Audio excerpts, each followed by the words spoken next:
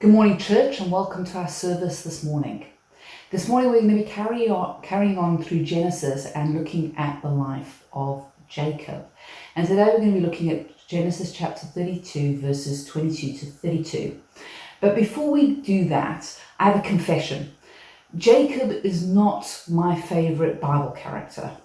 In fact, I don't even think he ranks in the top 10. When Ben was talking about Jacob in his sermon, part of me was really rooting for Esau and was going, God, you sure you chose the right brother? And let me give you a reminder as to why I'm not the greatest fan of Jacob. Jacob is the son of Isaac, the grandson of Abraham. He is the twin brother of Esau, and he is the youngest. He came out of the womb second, but grabbing at his brother's heel, which is why he's called Jacob. But now the term grabbing at your heel, the name Jacob, are all synonymous with things like lying, deceit, cheating. And unfortunately, Jacob grows up to live up to his name. So some of the highlights of Jacob's life in terms of being a liar and a cheat is that he is a quiet guy who stays at home, where his brother's a hunter, an outdoors kind of guy. Now, Esau's out hunting. He has been out for obviously quite some time, maybe possibly even days, and he comes back and he is so hungry and so desperate that he needs food. Jacob's just made food, and his brother says, please, give me some food. Now, this is his twin brother. I mean, I don't know about you, but if my brother was so desperately hungry that he was pleading for the food that I just cooked, I'd give it to him. Not Jacob. Jacob says to Esau, I'll give it to you if you give me your birthright. Esau's like, I'm about to die. And Jacob's like, swear to me you'll give me your birthright. So Esau, at such a vulnerable moment, desperate, really hungry to the point where he could die, and Jacob sells stew to him. Jacob doesn't stop there. He's now got the birthright. He then conspires with his mother to get the blessing too. Isaac's old. He is getting close to death, so he decides before he dies, he's going to bless his son Esau, the eldest son. He's going to give him the blessing, the prophetic blessing that will in some way sort of determine the rest of his life. Rebecca knows this, and so what she does is she conspires with Jacob to pretend to be his brother so that he can steal the blessing, which he then does. Can you imagine this? That Esau, first he sells his birthright in a vulnerable moment, then he gets the blessing stolen from him. As you can imagine, Esau is fuming mad, and he is consoling himself with the future prospect of killing his brother when his dad's dead, and thereby getting back his birthright and getting some revenge. So what does Jacob do? On advice from his mother, he runs away. He leaves and he goes to his uncle Laban. On his way to his uncle Laban, though, he has an encounter with God.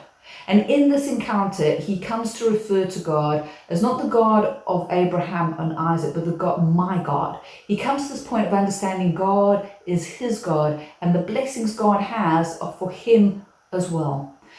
Jacob goes to his uncle and falls desperately in love with his uncle Laban's youngest daughter. He works 7 years to earn the right to be able to marry Rachel.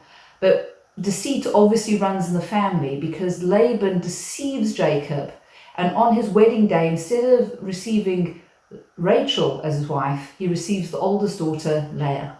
And then he goes on to work another 7 years to earn the right to marry Rachel. So Jacob receives a bit of his own medicine from Laban. He works 14 years for his 2 wives and then is ready to go. But Laban says, no, please stay, because Jacob's done an incredibly good job at looking after the flocks and his herds. And so Laban has really prospered with Jacob and the family. So Jacob stays another 6 years. And during the 6 years, there is a lot of toing and froing between Laban and Jacob, deception on both sides. Laban changing his wages 10 times during that period. Jacob manipulating herds and doing shady things to ensure that he builds wealth for himself.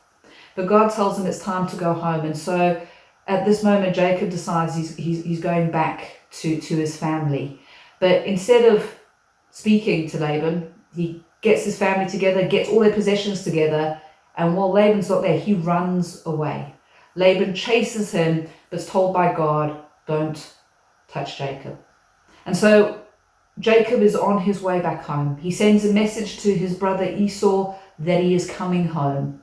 He gets a message back saying, Esau's coming to meet you with 400 armed men. Maybe not quite the welcome that Jacob wanted, but certainly the welcome that maybe he expected. And so we find ourselves in chapter 32. Jacob has divided his family into two groups, hoping that if one gets taken out, the other will survive.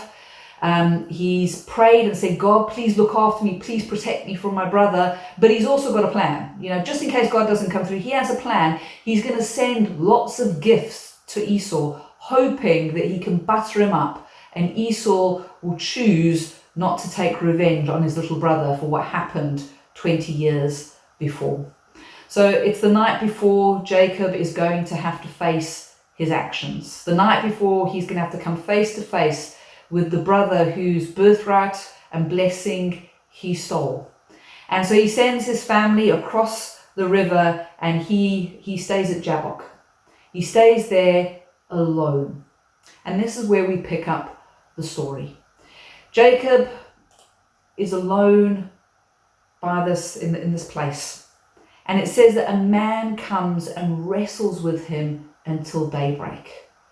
And he wrestles, and the man says, let me go to Jacob. And Jacob says, no, I won't let you go until you bless me. And so the man does bless him. But in order to make sure that Jacob lets him go, he pops his hip out.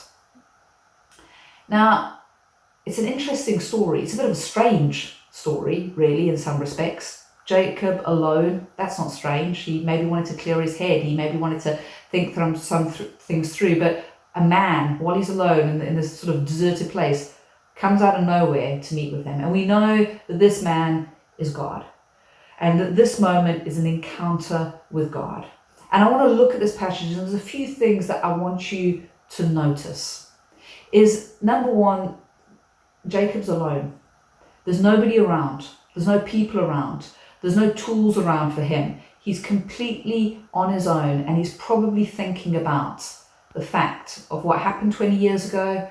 He's probably thinking about what it means that he's now going to have to face his actions and the consequences of his actions, and he's in this place.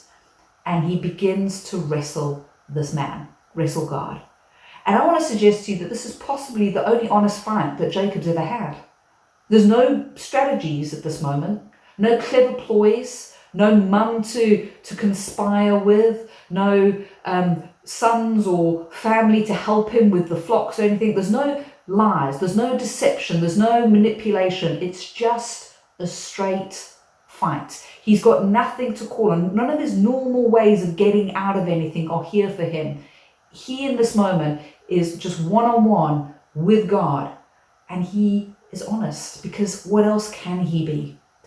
And so this fight goes on, and he won't give up. He keeps on going because he wants the blessing. He must have realized some way through the fight that this is just very strange and that this is very important. And he realizes that he wants something, and he wants God. And so he keeps on going, and he keeps on going after God.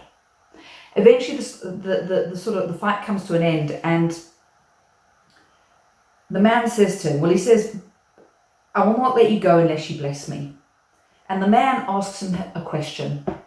And I think this is just such a profound question, and for me, the most important part of these verses. What is your name? What is your name? Now, God obviously knew his name. He obviously knew who he was fighting with. He had a purpose for being there, but he asks him, what is your name? And in that moment, Jacob answers, and he says, I'm Jacob. I'm Jacob. And what is he saying when he says that? I'm the liar. I'm the deceiver. I'm the one who stole Esau's birthright. I'm the one who stole his blessing. I am the one who has toed and froed and been deceived and deceived Laban. I'm the heel grabber. I'm the one who has gone after whatever I wanted, however I wanted to do it, to get my own way. And I have not cared about the people around me or the consequences of my actions. What is your name? I am Jacob. And that moment is incredibly important, because in that moment, Jacob acknowledges his mistakes. He acknowledges his sin. He admits who he is one-on-one with God. You know, Jacob could have said, he could have said, I'm Jacob, but I'm Jacob because I grew up in a manipulative family. My mother manipulated me. She egged me on. She encouraged me to deceive. My father favored Esau. I felt so rejected and abandoned. When I got to my uncle Laban, there was more deceit, and I was a victim of his deception. I mean, he swapped wives on me. It was really tough. All that I have done, I've done because of all these things that have been done to me. You know, he could have chosen not to take responsibility. He could have chosen to come up with excuses. But in the moment of what is your name, he says, it's me. I'm the guy. I'm the deceiver. I'm the liar. Then the man said, your name will no longer be Jacob, but Israel, because you have struggled with God and with man, and you have overcome. Jacob takes responsibility for all of his actions, and because of that, he is able to receive a new name and a fresh start. Jacob, you're not going to be Jacob anymore, you're going to be Israel. I must admit, as I said to you right at the beginning, Jacob has not been my favourite, and I've listed all the reasons why. I don't like lying, I don't like deceptive people, which is probably why Jacob really doesn't list in my favourite people in the Bible. But one thing I have to credit Jacob with is his persistence, his perseverance. Even on the wrong path, he has struggled. He worked 14 years for the woman he loved. When he wants something, he goes after it. He's in this place and he is fighting God, and he is struggling to daybreak. I've watched some boxing matches, I've watched some UFC, and it's the amount of energy that takes out of you, the struggle, the fight. He must have been exhausted, but he does not give up. He struggles, he keeps on going. And he takes responsibility. And so God says to him, Jacob, the days have been the deceiver, the days have been the liar.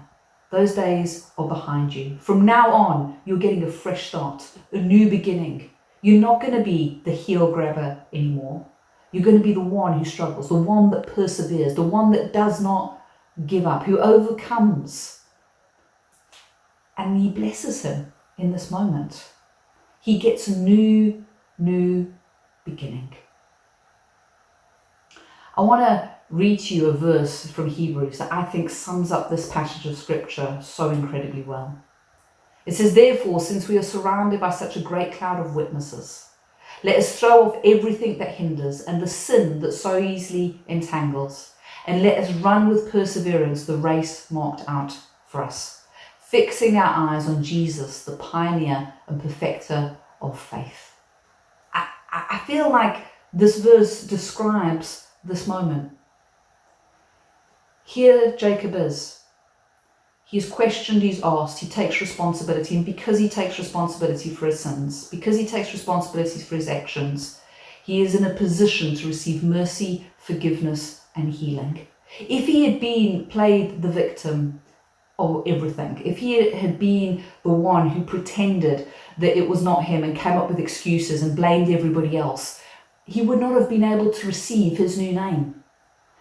When we get to a point of being alone and honest with God, and we're willing to admit where we've gone wrong, we're willing to admit the things that we've done wrong, we're willing to acknowledge our situation and our scenario, we put ourselves in a position where we can receive forgiveness and mercy and healing. We put ourselves in a position where we can throw off the sin that entangles us, and we can begin to run the race that God has for us. And that's exactly what happens here, is Jacob throws off his past and he begins to run the race that God has set for him.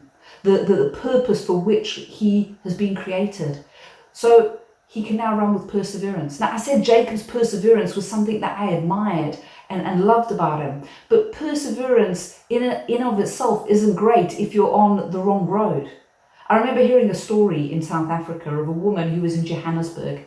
Now, in Johannesburg, you get two major motorways out of there. One going to Cape Town and one going to Durban. If I remember correctly, the one to Cape Town is the N1 and the one to Durban is the N2, but I could have the numbers mixed.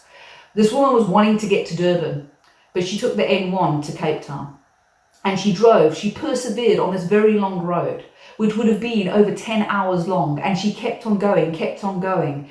Long trip, kept on driving, persevered. But at the end of the day, at the end of the trip, she found herself in the wrong city, on the wrong coast, in the wrong part of South Africa.